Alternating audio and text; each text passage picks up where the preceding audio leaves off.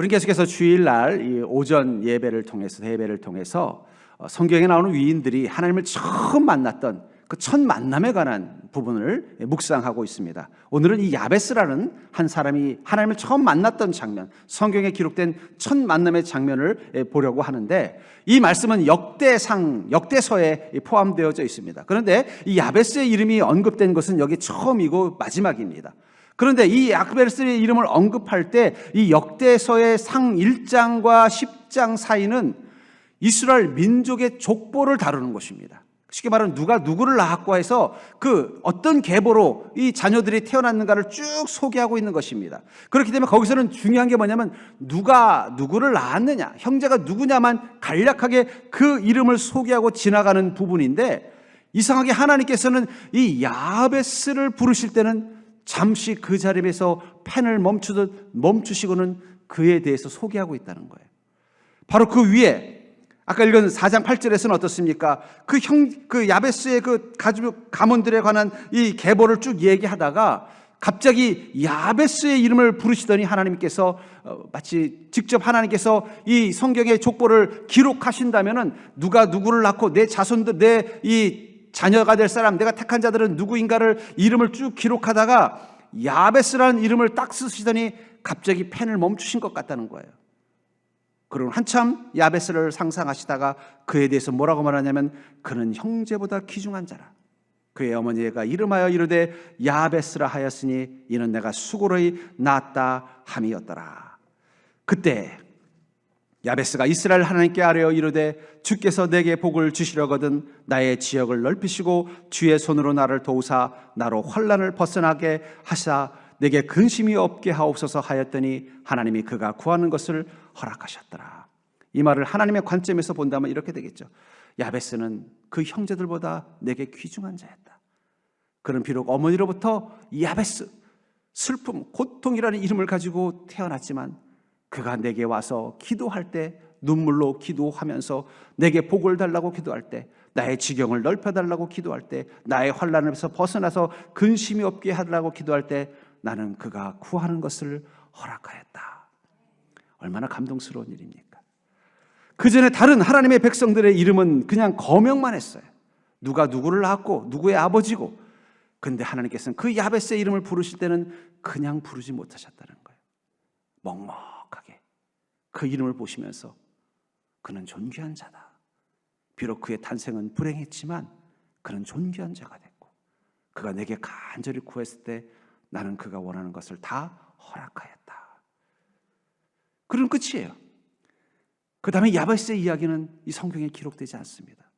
그럼 저는 왜 하나님께서는 다른 부분도 아니고 그냥 이스라엘의 가문, 족보를 다루던 그 한가운데서 야베스의 이름을 언급하시고는 마치 먹먹한 마음으로 그는 내게 존귀한 자였다고 말하며 그는 불행한 인생이었지만 내가 그에게 복을 주어 그의 지경을 넓히고 그가 나에게 구한 모든 것을 다 허락했다고 말씀하셨을까?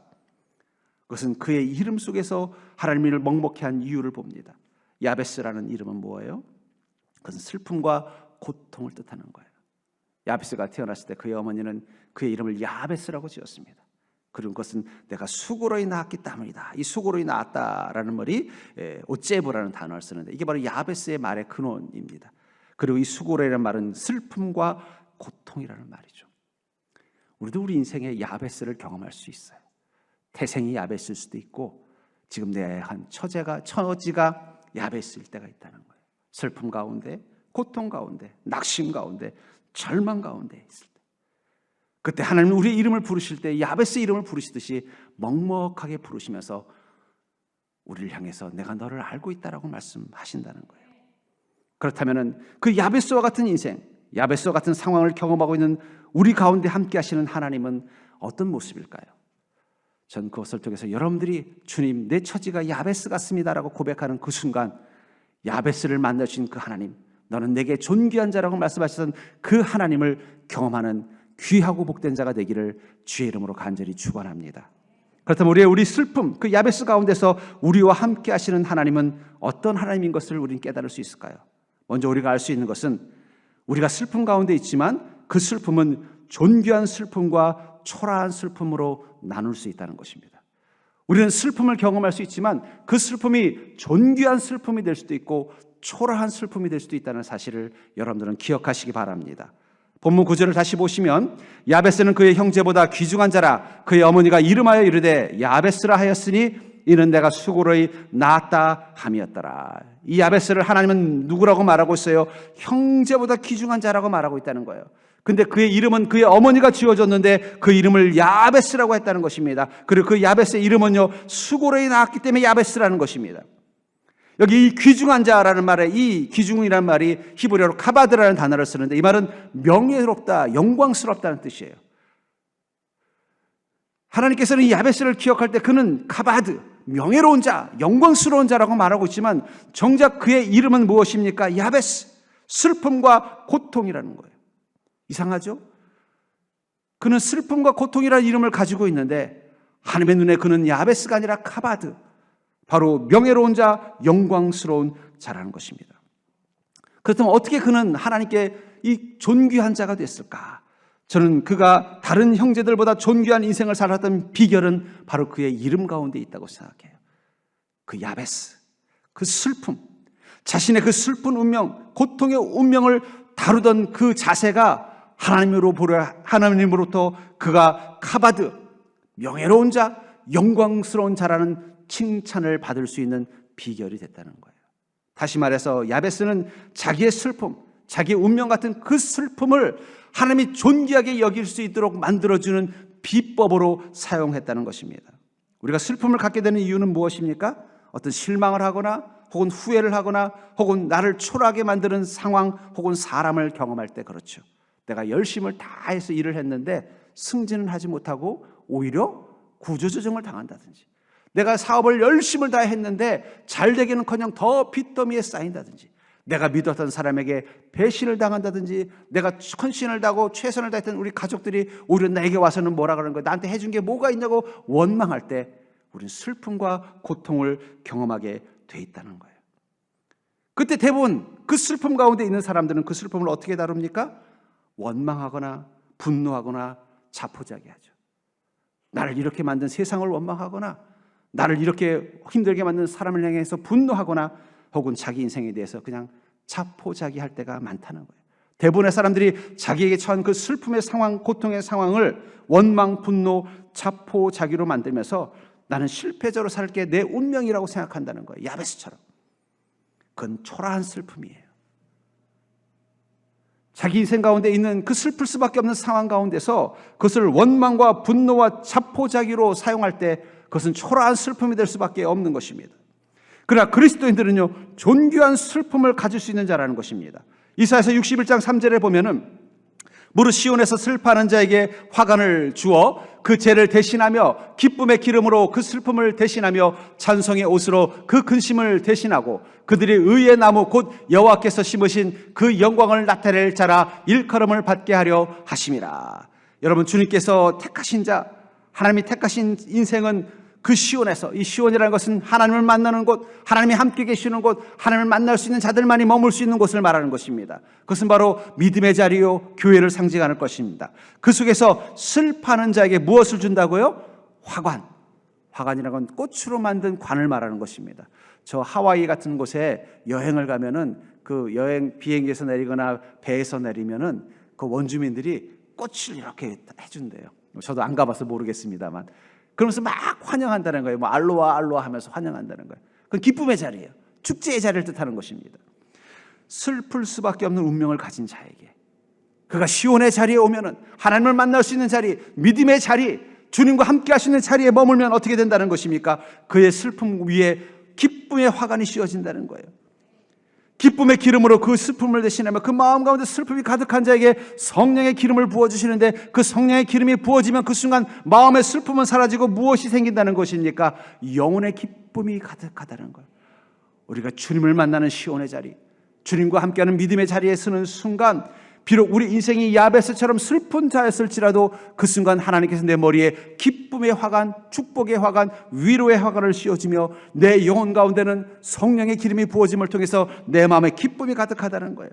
내 입술에서 탄식과 한숨과 원망의 소리만 가득하던 내 입술에서 찬송의 옷으로 그 근심을 대신하고 어느 순간 내 입에서 찬양이 나오는 거예요. 할렐루야 하는 기쁨 찬양도 있지만 나 같은 죄인 살리신 찬양도 찬양입니다. 슬픔과 나 같은 죄인 살리신 찬양하는 건 다른 거예요. 자포자기 하는 것과 내 주여 뜻대로 하옵소서 하는 건 다르다는 거예요. 내가 근심이 아니라 탄식이 아니라 주님을 찬양하는 입술로 바꿔 주신다는 것입니다. 그들이 의의 나무 곧 여호와께서 심으신 그 영광을 나타낼 자라. 여러분, 우리를 하나님께서 부르셨을 때 우리를 의의 나무, 하나님께서 구원하시고 하나님이 의롭다 하시는 나무로 심어주신다고 말하고 있습니다. 그런데 그곳이 심겨진 곳이 어디예요? 하필이면 광야인 거예요. 인생의 광야가 우리를 슬프게 만드는 것입니다. 인생의 광야가 우리를 야베스로 만드는 거예요. 제가 이 동물의 왕국 같은 이 다큐멘터리를 보면요, 이 밀림이나 이 물이 풍성한 동네에 사는 동물들하고 저 사막에서 사는 동물하고는 좀 달라요. 때깔도 달라요. 이 풍성한 막 과일도 많고 숲도 우거지고 물도 많은 숲에서 사는 동물들은요, 먼저 행동도 되게 거만해요. 천천히 낮에도 막 나무 위에서 막 늘어지게 자고 눈 떠보면 먹을 게 많으니까 먹으면서 아무 문제가 없어요. 근데 사막에서 사는 동물들은 보면요, 늘 사방을 경계하고 뭐 혹시 먹을 게 없는가 막 두리번 하고, 혹시 자기를 해치는 독충과 또 적이 없을까 있을까 하고 그 뜨거운 때 앞에서 피해 다니려고 막 아둥바둥하는 모습을 보면서 아이고, 이게 우리가 어디서 태어났냐도 이게 정말 중요한 것입니다. 근데 하필은 우리가 사는 인생이 광야란 말이에요. 근데 하나님께서 그 광야 가운데 우리를요, 의의 나무로 심어주셨다는 거예요. 그게 택하심입니다. 그리고 그 속에서 우리가 슬픔이 아니라 화관을, 기쁨의 기름으로 그 슬픔을 대신하게 하고 근심 대신에 찬송의 옷을 입은 존귀한 슬픔을 가진 자로 바꾸어 주신다는 거예요. 그게 믿음의 힘입니다. 여러분들, 우리에게도 슬픔이 있어요. 예수 믿는다고 슬픈 일 없을까요? 예수 믿는다고 고통스러운 일 없을까요? 예수 믿는다고 억울하고 분한 일 없을까요? 그러나 중요한 건 우리는 그것을 존귀한 것으로 바꿀 능력을 가졌다는 거예요. 그게 믿음의 능력입니다. 여러분, 슬플 때 주님께서 씌워주시는 화관을 경험하는 자가 되기를 주의 이름으로 축복합니다. 내 마음 가운데 절망과 낙심이 가득할 때 주님께서 기쁨의 기름을 부어주시는 은혜를 여러분들의 영혼 가운데 경험하기를 주의 이름으로 축복합니다. 내 입에서 한숨과 원망의 소리가 나오는데 그 입술에서 어느 순간 주님을 찬양하는 목소리가 나오는 자가 될 수 있기를 주의 이름으로 축복합니다. 그게 바로 하나님 앞에서 우리가 존귀한 자가 되는 비결이라는 거예요. 야베스는 자신의 슬픔을 가지고 절망하고 낙심하고 원망하는 게 아니라 그 속에서 주님과 함께 동행하며 주님을 찬양하며 주님의 은혜를 구하는 믿음을 가졌기에 그런 존귀한 슬픔을 가진 자가 됐다는 것입니다. 그렇기 때문에 우리가 존귀한 슬픔을 가진 자가 되기 위해서는 우리가 슬프기 때문에 더욱더 하나님께 존귀한 자가 되려고 애써야 할 것입니다. 저는 믿음이 무엇일까? 그것은 바로 내 인생이 너무나 서글프기 때문에 더욱더 하나님 앞에 존귀한 자가 되려고 애쓰는 게 저는 믿음이라고 생각해요. 내가 가지고 있는 처지, 환경은 너무나 슬프고 척박하고 힘들지만 그렇기 때문에 더욱더 하나님 앞에 존귀한 자가 되고자 하는 마음을 갖는 것, 저는 그게 믿음이라고 생각합니다. 9절을 보시면 야베스는 그의 형제보다 귀중한 자라. 아까도 말한 것처럼 이 역대상 이 4장은 이 이스라엘 민족의 족보 한가운데 있습니다. 그렇기 때문에 그냥 이름만 거명하고 지나가는 게 당연한 이 형식인데 갑자기 야베스에 멈춰서는 하나님이 멈춰서 그가 어떤 인생을 살았는지를 간략하게 언급하고 있다는 것입니다. 대부분 이 족보에서 사람들의 이름이 쭉 거명되다가 저희 집안에도 이 족보가 있습니다만은 어떤 특별한 업적이 있는 사람이나 뭔가 이 집안의 자랑이 되는 사람은요 그냥 이름만 거명하지 않아요. 그 뭐 아무개 우리 조상님은 뭐 무슨 정승을 지내셨고 또 뭐 무슨 뭐 저 북의 이북 지역에 이 야만족을 물리치고 뭐 이런 기록을 꼭 넣어놔요. 그건 뭐예요? 자랑스러운 존재라는 거죠. 특별한 존재라는 것을 상징하는 것입니다. 다시 말해서 하나님의 눈에 이 야베스는요 그냥 이름만 부르기에는 너무나 특별한 존재라는 거예요. 존귀한 존재라고 하나님 말씀하고 있다는 거예요. 그런데 중요한 건 그의 이름은 무엇입니까? 야베스, 슬픔과 고통이라는 거예요. 어쩌면 그 이름을 가지고 태어났을 때부터 사람들은, 그를 아는 사람들은 그를 바라볼 때마다 어떤 생각이었을까요? 아이고 어쩌다가 저런 힘든 집안에서 태어나서 어떻게 저렇게 힘든 일들을 겪고 사나, 아이고 불쌍해, 온통 사람들이, 자기가 아는 주변의 사람들, 동네 사람들, 친구들, 이웃들, 가족들의 시선이 뭐라는 거예요. 자기를 측은히 여기는 그 시선 속에서만 살았을지 모르겠습니다. 그러나 하나님의 시선은요, 너는 존귀한 자라는 시선이라는 거예요. 이 야베스라는 이름 속에서 우리가 알 수 있는 것처럼 야베스를 바라봤던 주변 사람들의 시선은 늘 그를 불쌍한 사람, 안쓰러운 사람, 그냥 연민할 수밖에 없는 사람, 애처로운 사람, 어쩌다가 저런 인생, 어쩌다가 저런 과정에서 태어나서 어쩌다가 저런 삶을 살았대, 그저 연민하는 시선밖에 못 느꼈던 인생인데 하나님은 그를 그렇게 보지 않고 어떻게 봤다는 거예요? 존귀한 자, 너는 나에게 소중한 자, 너는 나에게 귀중한 자라는 시선으로 바라보셨다는 거예요. 베드로전서 2장 9절에 보면은 이스라엘 하나님의 백성들을 구원하시는 이 사건을 이렇게 설명하고 있습니다. 그러나 너희는 택하신 족속이요 왕 같은 제사장들이요 거룩한 나라요 그의 소유가 된 백성이니 이는 너희를 어두운 데서 불러내어 그의 기이한 빛에 들어가게 하신 이의 아름다운 덕을 선포하게 하려 하심이라. 하나님이 우리를 부르셨을 때 우리를 택하신 족속이라고 말씀하시면서 왕 같은 제사장이며 거룩한 나라며 나의 소유가 된 백성이라고 말씀하시면서 이는 너희를 어두운 데서 불러내어. 여러분, 우리가 주님의 백성이 되기 이전에 우리는 어디 있었다는 것입니까? 어둠 속에 있었다는 거예요. 인생의 어둠, 인생의 야베스 속에 있었다는 거예요. 그런 우리를 하나님께서 어떻게 하셨다는 것입니까? 불러내셔서 예수 그리스도의 그 기이한 빛 가운데 들어가게 하셨다는 거예요. 야베스의 어둠은 무엇일까요? 그 이름에서 유추할 수 있는 것은 아마 그가 태어날 때 참 불행했을 것 같아요. 어쩌면 어머니가 이름을 지어준 것으로 봐서는 아버지가 돌아가신 상황, 어떤 재앙이나 어떤 전쟁이나 어떤 비극적인 일로 인해서 이 야베스가 태어나서는 안 되는, 태어나봤자 좋은 일이 없는 그런 험악한 상황 가운데서 어머니도 너무 힘들다 보니까 어떻게 해요? 자기 자식 이름을 험하게 지은 거예요. 그 정도로 그 야베스의 탄생 자체는 어둠이었을 것입니다. 그리고 그 속에서 그는 불행한 조건 속에서 자라고 성장했을 거예요. 이 불행한 조건 속에서 자라면 대부분 건강한 인격을 갖지 못합니다. 불안한 환경에서 자라면 삐뚤어지게 되고 죄의 유혹에 잘 넘어가고 또 성품도 부정적인 생각들이 가득할 수밖에 없다는 거예요. 야베스는 충분히 그런 인생이 될 수 있는 모든 것을 갖추고 태어난 인생이었다는 거예요. 그런 그를 하나님께서 택하셔서 어디로 들어오게 하신 거예요? 그리스도의 기이한 빛 가운데로 들어오게 하신 거예요. 저는 그게 그리스도인이라고 생각합니다. 여러분들의 삶이 과거에 어떤 어둠 가운데 있던, 어떤 야베스와 같은 환경 속에 있던, 중요한 것은 여러분들을 그 속에 하나님이 그냥 놔두지 않고 하나님의 그 기이한 빛, 은혜의 빛, 사랑의 빛, 그 축복의 빛 가운데로 인도하셨음을 기억하시길 바랍니다. 그러니까 지금 여러분들은 어디 있는 거예요? 어둠 속에 있는 게 아니라 빛 가운데 있는 것입니다. 기억하셔야 돼요. 이곳에 있는 모든 이들은 어둠 속에 계신 게 아니에요. 하나님의 그 빛 가운데 있는 것입니다. 빛 가운데 오면 제일 먼저 나타나는 증상이 뭘까요? 어둠이 사라지는 거예요. 어두운 방에 불을 켜면 제일 먼저 사라지는 게 뭐예요? 어둠이에요.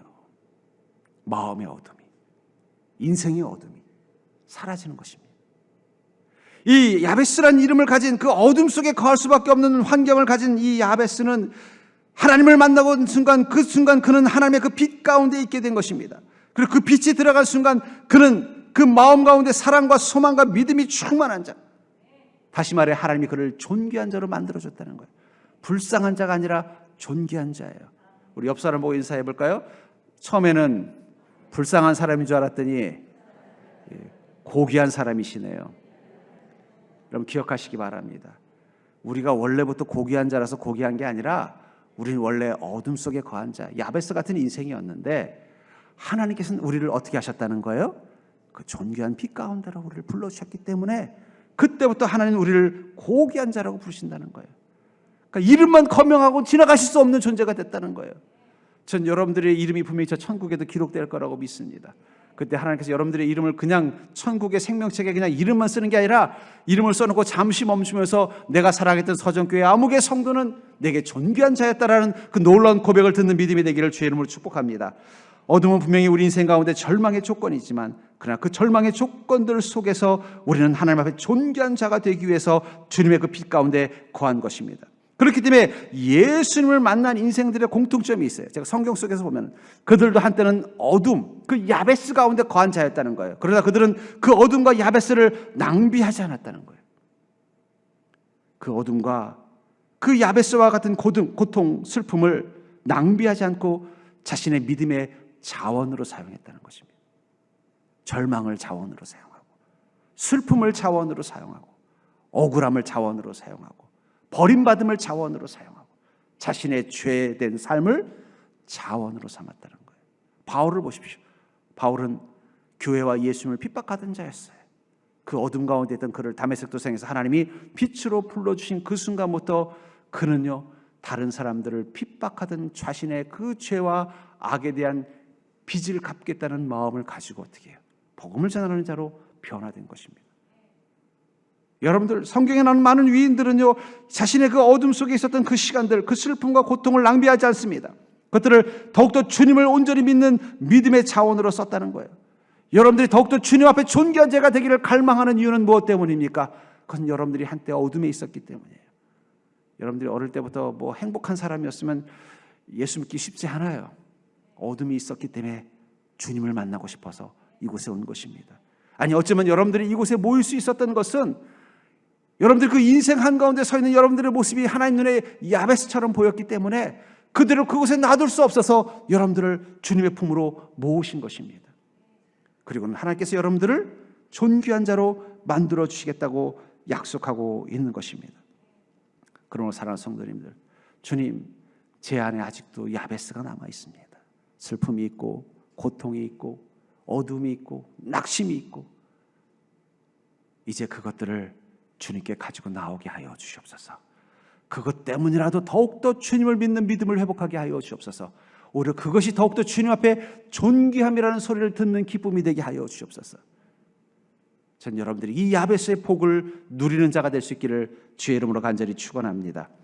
분명한 것은 하나님 앞에 존귀하다 칭찬받는 자는 하나님께서 넓혀주시는 하나님의 지경이 있다는 것입니다. 하나님 앞에 존귀한 자라 칭함을 받은 자들은 하나님께서 넓혀주시는 하나님의 지경이 있다는 것입니다. 본문 10절을 보시면 야베스가 이스라엘 하나님께 아뢰어 이르되 주께서 내게 복을 주시려거든 나의 지역을 넓히시고 주의 손으로 나를 도우사 나로 환난을 벗어나 내게 근심이 없게 하옵소서 하였더니 하나님이 그가 구하는 것을 허락하셨더라. 저는 이 문장 가운데 제일 먼저 제 마음속에 와닿는 문장이 뭐냐면 주께서 내게 복을 주시려거든. 야베스는 그 슬픔과 절망의 운명에서 헤어날 수 없는 환경 속에서 태어나서 자라고 있었지만 그의 마음 가운데 빼앗아갈 수 없었던 소망이 있었습니다. 그것은 하나님께 복을 받고 싶다는 열망이에요. 때로는 우리가 야베스와 같은 환경 속에 있을 수 있어요. 너무 슬플 수밖에 없고 너무 힘들고 너무 절망될 수밖에 없는 상황도 경험할 수 있습니다. 그럼에도 불구하고 내 안에 주님께 복을 구하는 간절함이 있다면 걱정할 필요가 없어요. 제 여동생이 어릴 적에 한번 아프면 그냥 몸살을 하면 그냥 막 끙끙끙 막 고열이 나고 막 끙끙을 앓는 거예요. 근데도 제 여동생은 아파가지고 막 낑낑 앓다가도 엄마가 밥상을 차리면요 몸을 기어서 와서라도 밥을 먹고 가요. 그 밥도 그냥 대충 먹는 게 아니라 한 그릇 건강할 때 분량을 다 먹고 가서 또 아파서 아이고 아야 이런 모습을 하는 거예요. 그랬더니 저희 어머님이 피식 웃으면서 네가 아파도 저렇게 잘 먹는 걸 보니까 죽지는 않겠구나. 저는 그 말이 이상하게 제 마음속에 기억이 나는 거예요. 아, 그렇구나. 아무리 죽을 것 같아도 밥을 잘 먹으면 안 죽는구나. 그래서 제가 우리 나이 드신 우리 권사님 장로님들이 아프시다고 하면 잘 드시라고, 먹는 것만은 놓지 마시라고 이야기하는 것입니다. 영적으로 저는 그런 것 같아요. 정말 죽을 것 같아도, 망할 것 같아도, 너무너무 괴로워도 내 안에 주님이 내게 복을 주셨으면 좋겠다라는 그 갈망이 살아있으면요 죽지 않습니다. 내 안에 아무리 너무너무 지치고 낙심이 되고 이렇게 살아서 뭐해 하는 생각이 들다가도 그래도 내게 주님께서 복을 주셨으면 좋겠다, 이 야베스처럼 주님 내게 복을 주시려거든 하는 이 갈망이 살아있으면요 다시 시작할 수 있는 것입니다. 그게 회복의 사인일 것 같아요. 전 여러분들 이곳에 와서 주님 만날 때마다 주님 내게 복을 주시옵소서 하는 그 갈망을 가지고 오는 자리가 되길 주의 이름으로 축복합니다. 근데 주님 만났는데도 주님 제가 바라는 거 없습니다. 근데 바라는 거 없는 게 모든 게 다 만족해서 스스로 자족해서 바라는 게 없다면 그건 좋은 것입니다. 근데 지금 내 인생이 야베스인데도 바라는 게 없다면 그건 뭐예요? 그건 입맛을 잃어버린 거예요. 영혼의 입맛을 잃어버린 거예요. 영혼의 갈망을 잃어버린 것입니다. 내게 복을 주시려거든. 전 여러분들이 어떤 상황 가운데서도 주님의 은혜를 갈망하는 그 간절한 마음은 잃어버리지 않는 믿음 되기를 주의 이름으로 축복합니다. 그리고 뭐라고 말하고 있어요? 나의 지역을 넓히사. 이 개역 개정판은 지역이라고 표현되어 있습니다만 그 이전에 번역 이전에 개역 한글에서는 지경을 넓히사. 저는 이 지경이라는 말이 더 왠지 제 어감에 잘 맞는 것 같아요. 내 지경을 넓히사. 그가 원했던 야베스가 원했던 지경은 무엇일까요? 단순히 부자가 되고 건강하고 또 그 가정에 다복함이 있는 것만을 뜻할까요? 그가 불행한 삶을 살았기 때문에 어쩌면 그가 원했던 그 지경은 무엇일까를 한번 묵상해 봤어요. 그의 그 거친 이름 속에서 우리가 느끼는 지경은 무엇일까?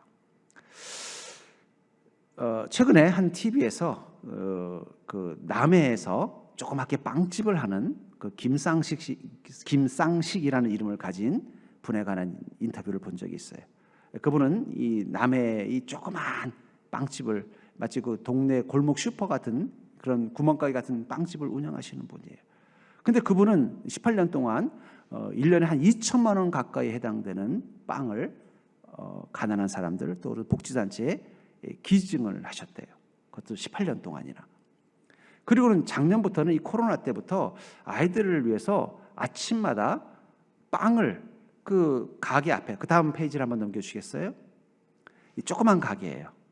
그 가게 앞에다 이렇게 진열대를 놓고 지나가는 아이들, 마침 보니 그 근처에 이 초등학교가 있더라고요. 그리고 그 빵집 앞이 초등학교로 가로질러 가는 지름길이에요. 아이들이 많이 지나가는 길이에요. 거기다 빵하고 요구르트를 놓고서는 아무나 가져가서 먹게 해준 거예요. 그게 이제 소문이 난 것입니다. 그래서 이제 한 인터뷰를 하게 됐는데 물어봤어요. 그 MC가 왜 당신은 이런 일을 하기로 결심을 하셨습니까? 했더니 그런 얘기를 하더라고요. 보시다시피 저는 이렇게 몸도 마르고 키도 작고 왜소하다는 거예요. 그래서 어머니가 저를 볼 때마다 아이고 네가 어릴 때 내가 조금만 잘 먹였으면 키가 컸을 텐데 그런 말을 맨날 하셨다는 거예요.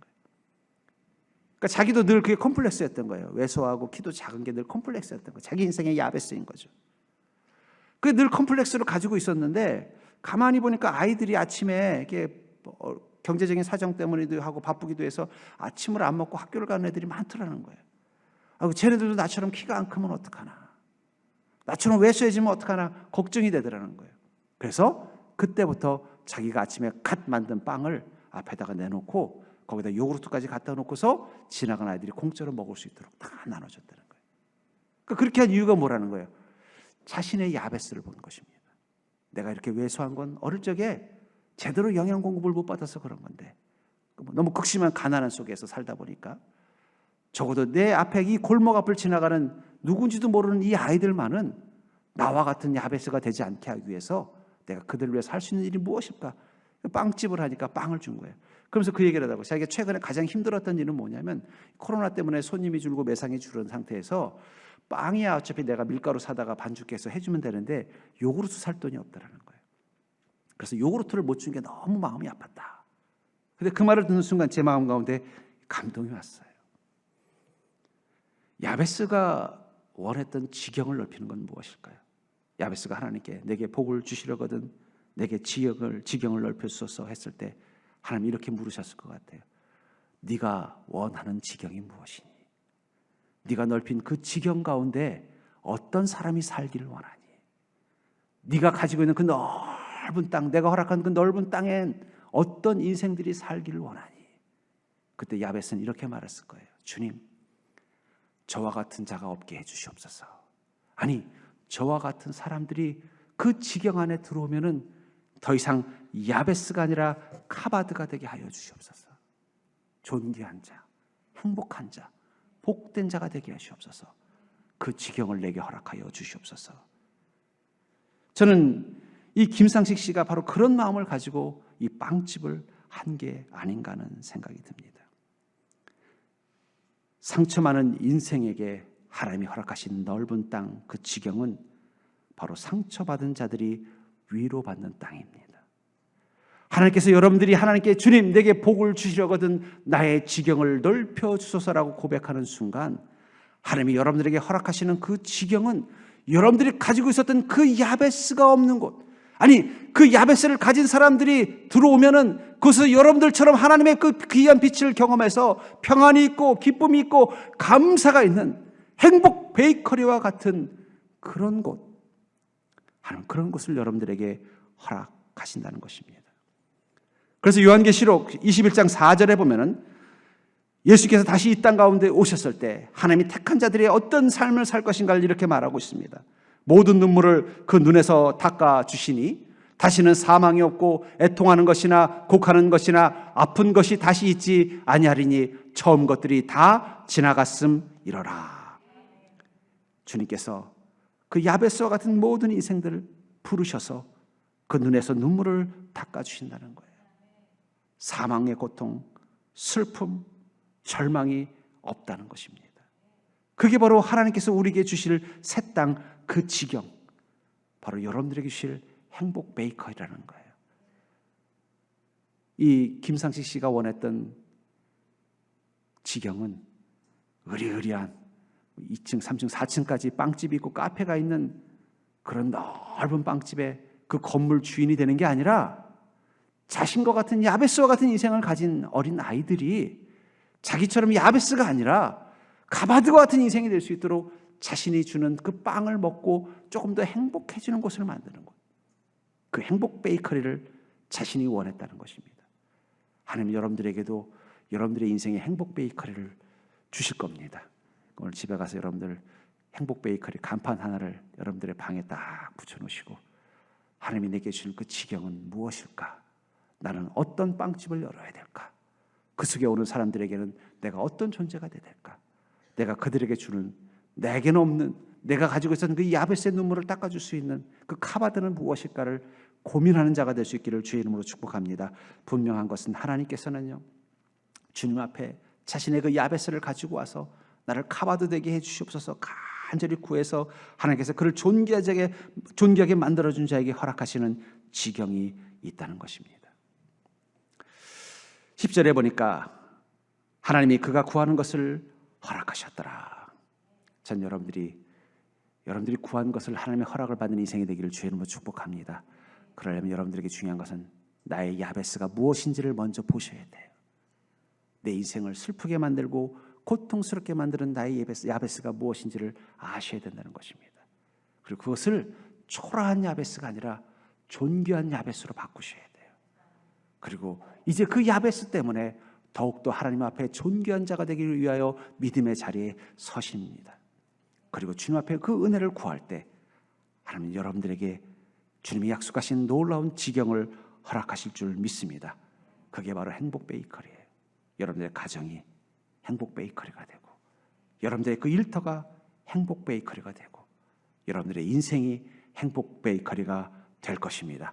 저는 여러분들 오늘 이 자리가 그 야베스가 하나님께 구하였더니 하나님께서 그가 구하는 것을 허락하셨던 것처럼 오늘 주님이 허락하시는 놀라운 지경을 반드시 받고 돌아가는 귀하고 복된 자리가 되기를 주의 이름으로 간절히 축원합니다.